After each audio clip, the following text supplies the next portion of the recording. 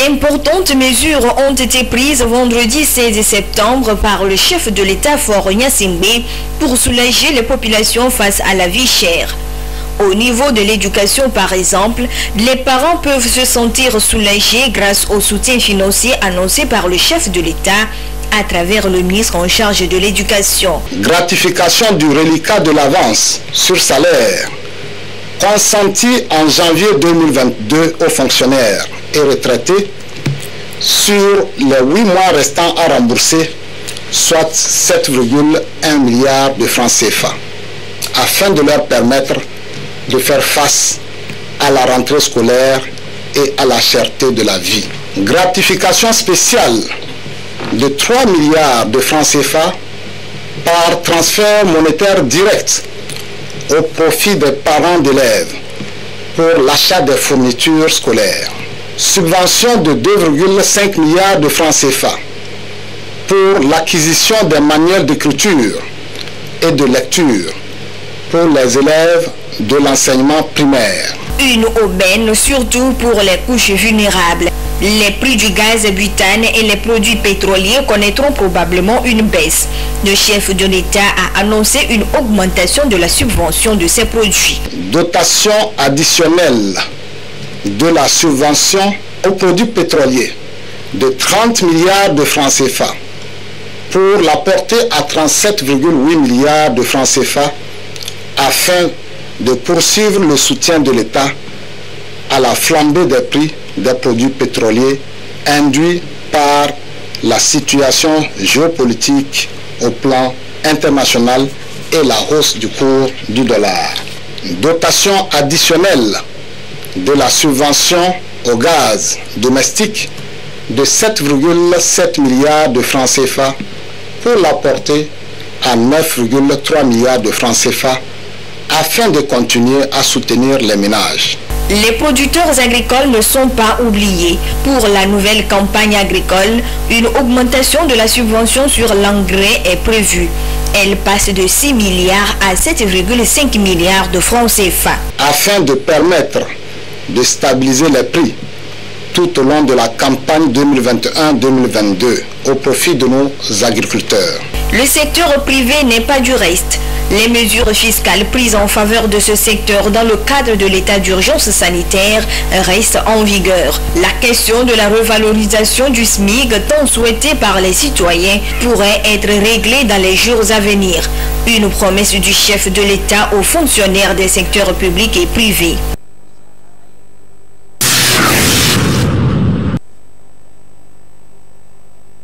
De nombreux jeunes ont des difficultés à opérer de bons choix de filières et de séries dans leur cursus scolaire. Et pour cause, il manque d'informations sur les filières et séries disponibles et adaptées au marché du travail. Et pourtant, il existe des structures mises en place par l'État pour orienter les jeunes apprenants. L'un des responsables de ces structures explique ici l'importance de l'orientation scolaire aux professionnels. L'orientation scolaire et professionnelle est un processus continu d'appui aux personnes. Si je parle de personnes, ça peut être les élèves, ça peut être les étudiants, ça peut être même des personnes qui travaillent déjà, et ça peut être des apprentis.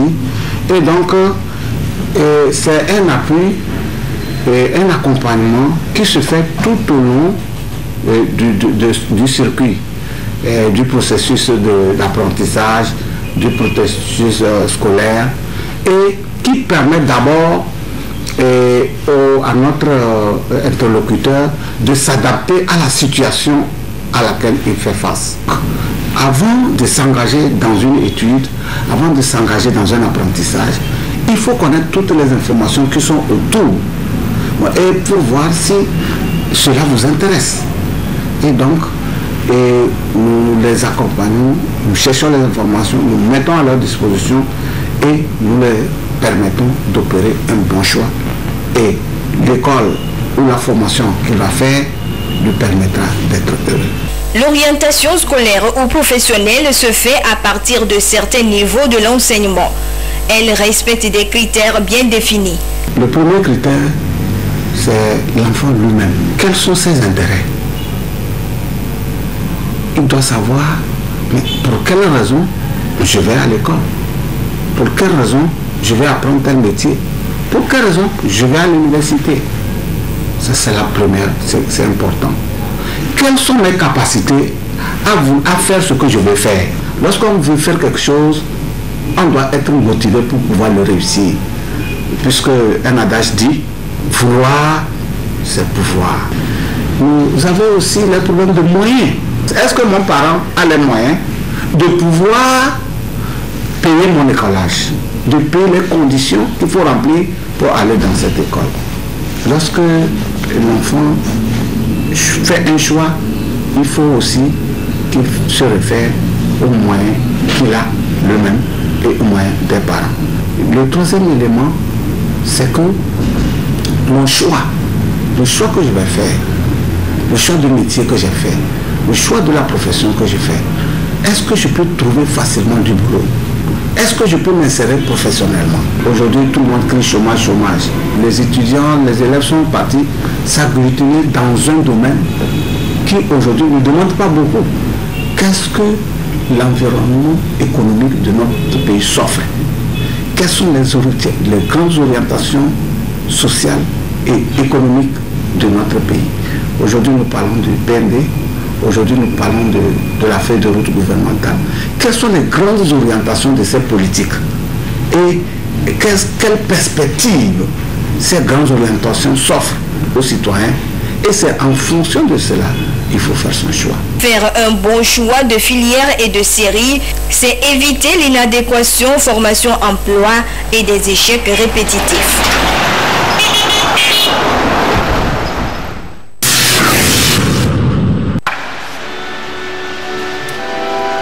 19 septembre 2017, 19 septembre 2022, cela fait exactement 5 ans qu'il a plu à l'Éternel de rappeler à lui Joseph Samuel Pitang Tchala, ancien ministre de la Communication et de la Formation civique, ancien conseiller du président de la République et président de la AC d'alors.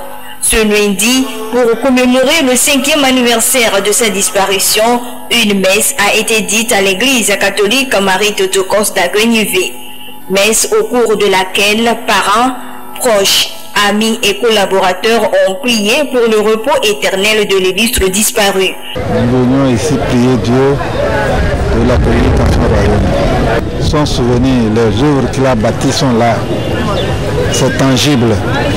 La télévision a évolué avec lui et nous avons été fiers d'avoir eu comme guide M. Pitang Tchala, paix à son nom. Son Excellence, Feu Pitang Tchala, c'est vraiment un homme. Je suis venu aujourd'hui pour le 5e anniversaire parce qu'il m'a trop marqué. Et c'est un homme humble qui aime toujours aider, qui aime toujours le bonheur de tout le monde. Il aime le travail impeccable. Il est sévère, mais pas méchant. C'était un homme très gentil. Il nous donnait assez de conseils chaque fois. Quand tu veux faire quelque chose et que c'est un moment, il te dit d'aller comme ça pour arriver à ce que tu veux. On n'arrive même pas à oublier que Dieu Tout-Puissant l'accueille dans son royaume. Dans son homélie, le père concélébrant Emmanuel Maussi a invité les fidèles à intercéder en faveur du disparu. Il les a par ailleurs exhortés à mener une vie de sainteté en suivant les pas de Jésus-Christ afin d'avoir une vie éternelle.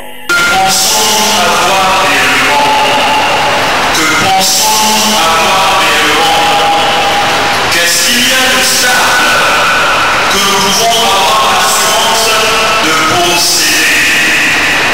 Il y a de nombreuses choses que nous avançons ici-bas, cherchant à s'approprier les choses qui nous entourent. Oui, les relations humaines, oui, les liens matériels, mais tout cela nous est arraché d'une façon ou d'une autre et à tout moment. Que pensons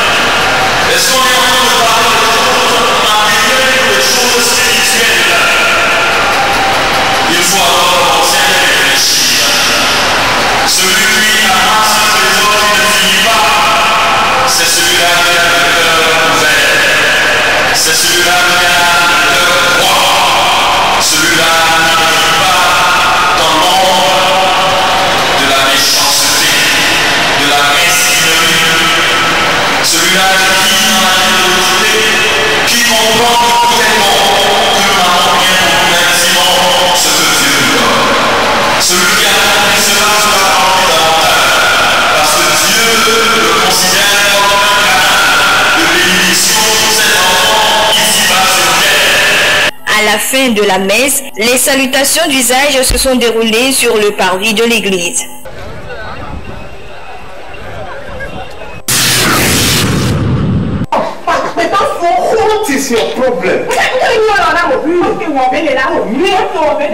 Nombreux sont ces pays africains qui ont connu ces dernières années un foisonnement de production cinématographique.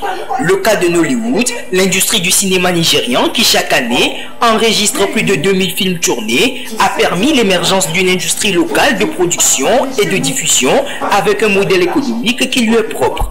Au Togo, même si le secteur cinématographique n'est pas encore à l'image de grandes industries du monde, l'on note néanmoins de grandes avancées. Le cinéma togolais vient de loin, mais aujourd'hui, ce cinéma fait ses pas. Depuis les années 2014 jusqu'à ces jours, nous sommes rayonnants sur le continent. Nous participons aux festivals internationaux. Nous emportons aussi des prix à ces participations. Les Togolais viennent de suivre une création togolaise avec le cinéaste Steven Aff, qui est vraiment une création très appréciée, non seulement au pays, mais à l'international. Il y a des productions togolaises qui font le tour de la planète, mais qui ne sont pas connues des Togolais. Soucieuse de faire du secteur cinématographique un secteur à fort potentiel économique répondant aux normes internationales, les autorités togolaises ont élaboré plusieurs mécanismes, et ce, depuis plusieurs années. Le gouvernement togolais a mis en place des structures, des mécanismes. D'abord, en 2020-2021, une part importante a été accordée au cinéma togolais. Et cela nous a amené à produire des films qui ont au moins 5 productions avec le soutien du gouvernement togolais. Ces films ont fait le tour du pays. Ces films ont été projetés à la dernière édition du FESPACO.